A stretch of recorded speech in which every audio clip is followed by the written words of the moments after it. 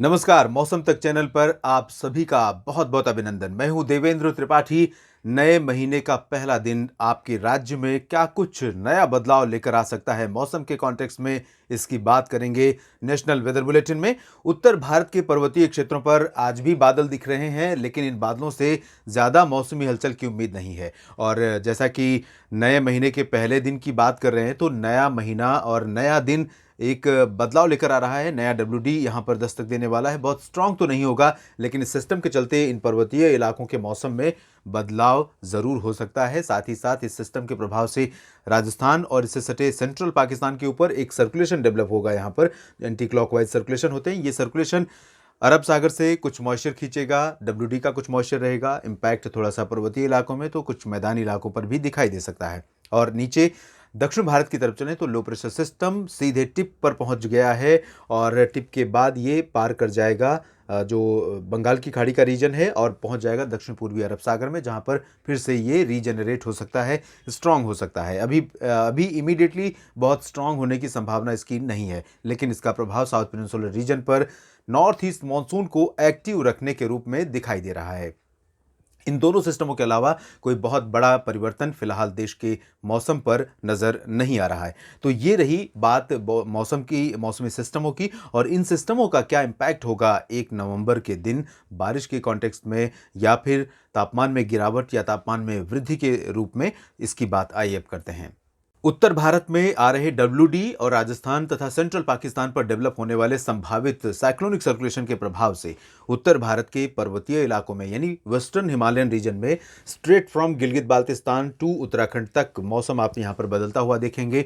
इन सभी भागों में बादलों का प्रभाव 1 नवंबर को बढ़ जाएगा और गिलगित बाल्टिस्तान मुजफ्फराबाद से लेकर जम्मू कश्मीर के तमाम शहरों में, हिमाचल प्रदेश के भी कुछ इलाकों में और उत्तराखंड के भी कुछ शहरों में बादल घने होंगे और कहीं कहीं पर गर्जना के साथ हल्की वर्षा, तो कुछ ऊंचाई वाले क्षेत्रों पर हल्की बर्फबारी देखने को मिल सकती है। पिछले सिस्टम जितनी स्ट्रांग बारिश या बर्फबारी की गतिविधियां यहां पर नहीं होंगी, लेकिन ज़रूर मौसमी बदलाव यहां पर दस्तक दे सकता है नए दिन के साथ।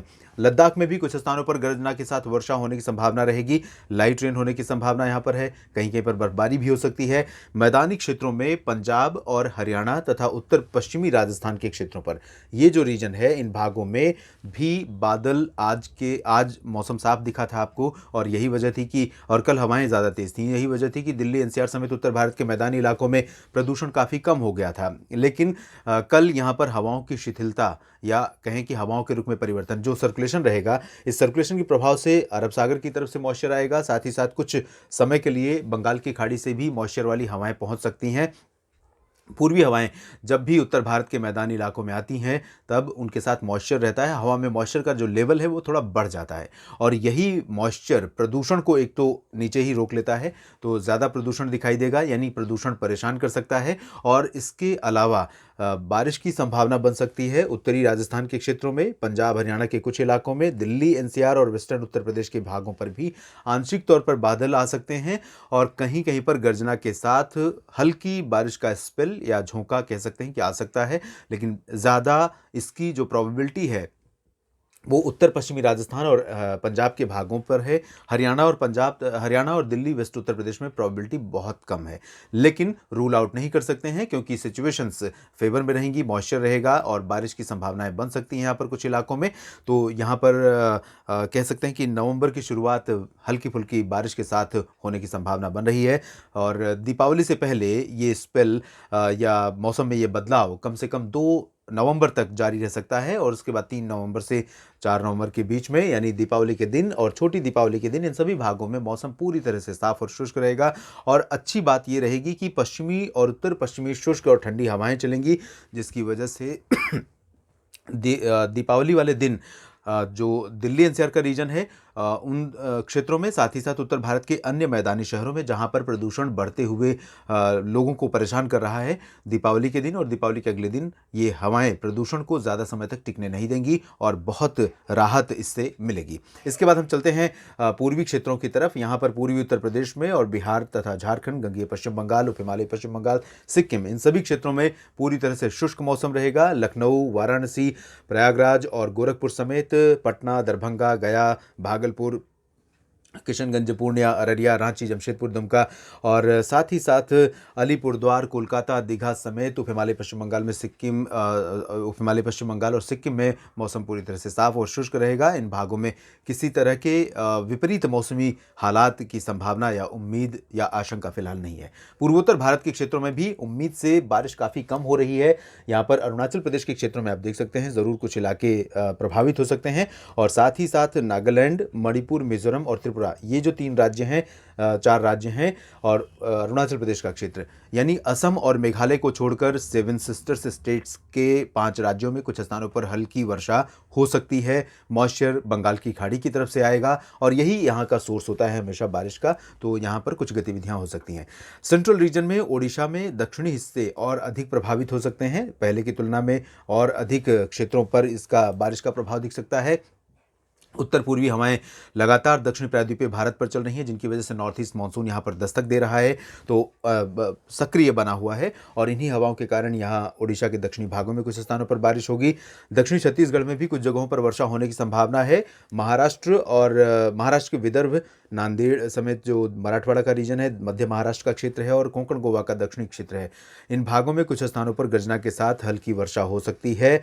जबकि मध्य प्रदेश और गुजरात के लगभग सभी क्षेत्रों में ड्राई वेदर रहेगा, शुष्क हवाएं चलेंगी, आसमान साफ रहेगा। मॉइस्चर सुबह और रात के समय कुहासे और धुंध के रूप में दिखाई दे सकता है, लेकिन ज़्यादा विषम मौसमी स्थितियां इन भागों में बिल्कुल नहीं होंगी। उत्तरी मध्य महाराष्ट्र, उत्तरी कोंकण गोवा, उत्तरी मराठवाड़ा और विदर्भ के लगभग सभी क्षेत्रों में मौसम शुष्क बना रहेगा। दक्षिण भारत के क्षेत्रों में ज़रूर सबसे ज़्यादा एक्टिविटी हो रही है। यहाँ पर तटीय आंध्र प्रदेश से लेकर रायलसीमा और कर्नाटक के दक्षिणी आंतरिक इलाकों में और तटवर्ती क्षेत्रों में, उत्तरी आंतरिक कर्नाटक के क्षेत्रों में भी कुछ जगहों पर गर्जना के साथ वर्षा होने की संभावना है और लाइट टू मॉडरेट इंटेंसिटी रहेगी। यहाँ कोस्टल रीजन पर आप देख सकते हैं, क्योंकि लो प्रेशर सिस्टम आगे बढ़ रहा है, इधर से नॉर्थ ईस्टर्ली विंड्स आ रही हैं, तो एक साथ डुअल इम्पैक्ट है, यानी 2 तरफ से अटैक है और इसी वजह से दोनों तरफ से आने वाला जो मॉइस्चर है वो यहाँ पर आंध्र प्रदेश के समूचे तटवर्ती रीजन्स के साथ साथ पुदुचेरी, चेन्नई समेत तमिलनाडु के तटीय क्षेत्रों में और केरल, तटीय कर्नाटक, इन सभी भागों में कई जगहों पर, यानी आउटर जो एरिया है साउथ पेनिनसुलर रीजन का, इन सभी भागों में कई शहर ऐसे होंगे जहां पर भारी वर्षा हो सकती है, यानी कि 30-40 मिलीमीटर से 50-60 मिलीमीटर की क्वांटिटी में रेनफॉल रिकॉर्ड की जा सकती है।